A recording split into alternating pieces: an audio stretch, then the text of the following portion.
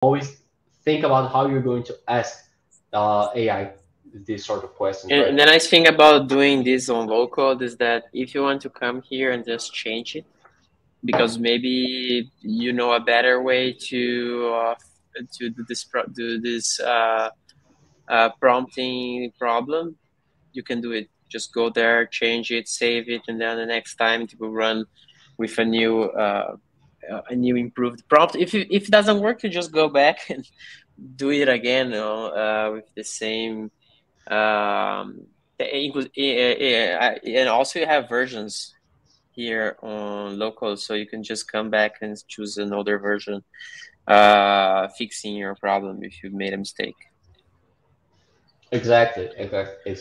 So this is the object that I'm going to send to Chat GPT, and then all I have to do is send the request. So this is, like I said, a Python standard request, right? So it's going to be sending the information, and then all I have to do is break down the answer.